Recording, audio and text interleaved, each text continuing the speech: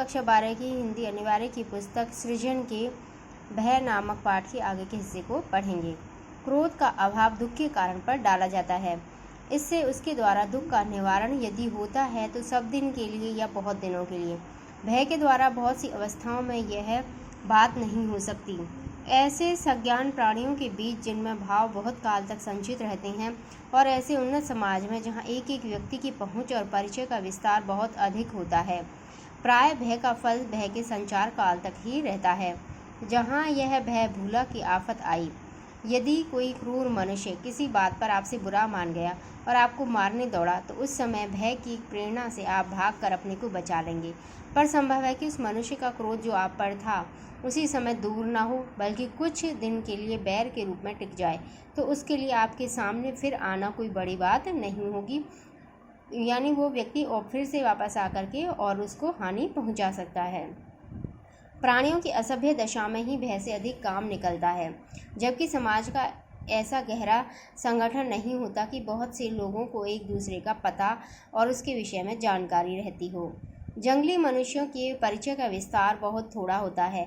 बहुत सी ऐसी जंगली जातियां अब भी हैं जिनमें कोई एक व्यक्ति 20 से 25 से अधिक आदमियों को नहीं जानता।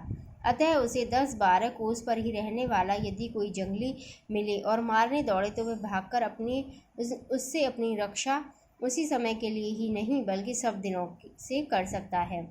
यानी कि जो असभ्य जातियाँ होती हैं वो एक दूसरे से के प्रति कम परिचित होती हैं, वो अपने अपने कबीलों में रहती हैं, उतने ही लोगों को वो जानते हैं। और अगर वो किसी दूसरे वहाँ से कहीं जाते हैं और उन्हें कोई व्यक्ति मिलता है और वो उसे मारने दौड़ता है तो वो उससे अपनी रक्षा बहुत दिनों के लिए या सब दिनों के लिए भी कर सकते हैं, क्योंकि उनका जो परिचय का विस्तार है वो अधिक नहीं होता है।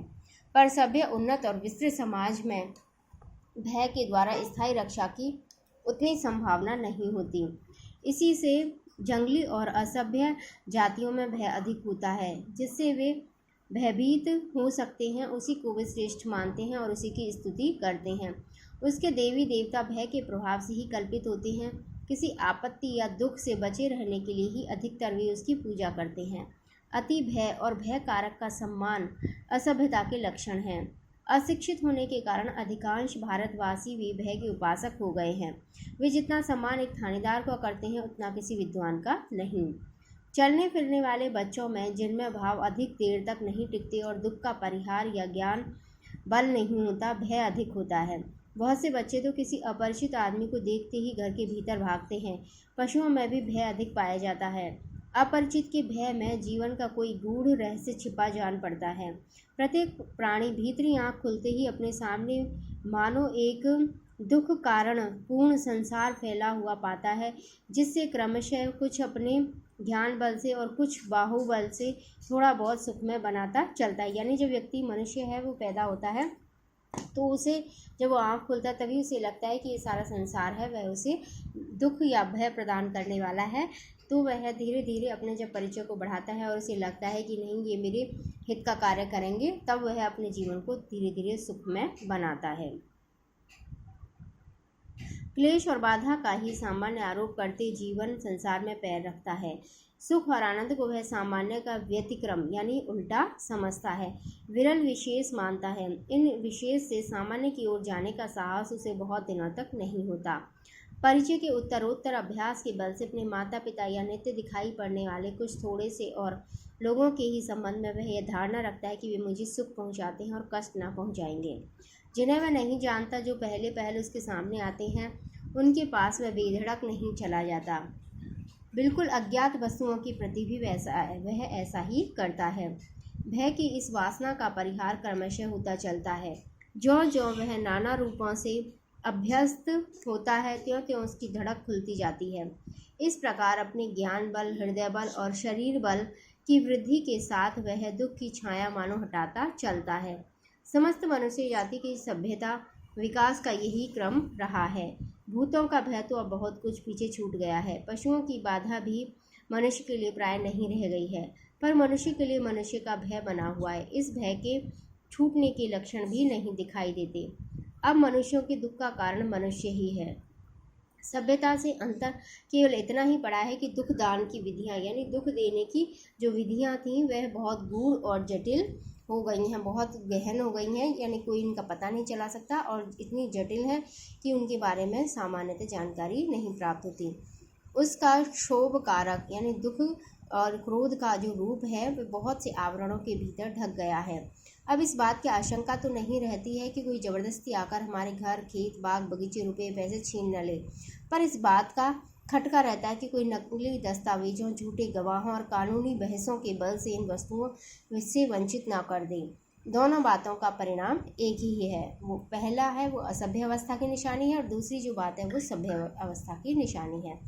सभ्यता की वर्तमान स्थिति में एक व्यक्ति को दूसरे व्यक्ति से वैसा भय तो नहीं रहा जैसा पहले रहा करता था, पर एक जाति को दूसरी जाति से, एक देश को दूसरे देश से भय के स्थायी कारण प्रतिष्ठित हो गए हैं। सबल और सबल देशों के बीच अर्थ संघर्ष की, सबल और निर्बल देशों के बीच अर्थ शोषण की प्रक्रिया अनवरत चल रही है, एक क्षण का विराम नहीं है। इस सार्वभौम वणिक वृत्ति से उसका अनर्थ कभी ना होता यदि क्षात्रवती उसके लक्ष्य से अपना लक्ष्य अलग रखते। यानी कि राजनीति है और जो देशों की जो राजनीति है वह धन से जब दूर रहती तो इससे किसी प्रकार की कोई हानि नहीं होती, लेकिन ये धन और राजनीति जब मिल गए तो उससे बहुत सारे जो शोषण के नए स्रोत हैं वो खुल गए। पर इस युग में दोनों का विलक्षण सहयोग हो रहा है। वर्तमान अर्थोन्माद को शासन के भीतर रखने के लिए छात्र धर्म के उच्च और पवित्र आदर्श को लेकर छात्र संघ की प्रतिष्ठा आवश्यक है। जिस प्रकार सुखी होने का प्रत्येक प्राणी को अधिकार है, उसी प्रकार मुक्तांतक यानी आतंक से या दुख से मुक्त रहने का भी अधिकार है। पर कर्म क्षेत्र के चक्रव्यूह में पड़कर जिस प्रकार सुखी होना प्रयत्न साध्य होता है, उसी प्रकार निर्भय रहना भी। यानी कि जब हम इस संसार में आते हैं तो जैसे हम सुखी होने का प्रयत्न करते हैं, दुखों को दूर करने का प्रयास करते हैं, इसी तरह से हम अपने भय की स्थितियों को दूर कर निर्भय होने का प्रयास करते हैं। निर्भयता के संपादन के लिए दो बातें अपेक्षित हैं। पहली तो यह है कि दूसरों के हमसे किसी प्रकार का भय या कष्ट न हो, दूसरी यह है कि हमको कष्ट या भय पहुंचाने का साहस न कर सके। इनमें से एक का संबंध उत्कृष्टशील से है और दूसरी का शक्ति और पुरुषार्थ से। इस संसार में किसी को न डराने से ही डरने की संभावना दूर नहीं हो सकती। यानी हम सोच लें कि अगर हम किसी का बुरा नहीं करेंगे, हम किसी को भयभीत नहीं करेंगे तो वह भी हमें भयभीत नहीं करेगा। तो ये आशंका ये जो स्थिति है ये अब दूर हो गई है, क्योंकि अब सज्जन व्यक्तियों को भी पीड़ा पहुंचाने के प्रयास हैं वो निरंतर किए जा सकते हैं। साधु से साधु प्रकृति वालों को क्रूर लोभियों से क्लेश पहुंचता है, अतः उसके प्रयत्नों को विफल या भय संचार द्वारा रोकने की आवश्यकता से हम बच नहीं सकते। यानी कि हमें निरंतर सजग और सचेत रहते हुए निर्भय होने का निरंतर प्रयास है जो हम कर रहे हैं उसे करना है, और प्रयास ये करना है कि संसार से भय है वह कम से कम हो सके। धन्यवाद।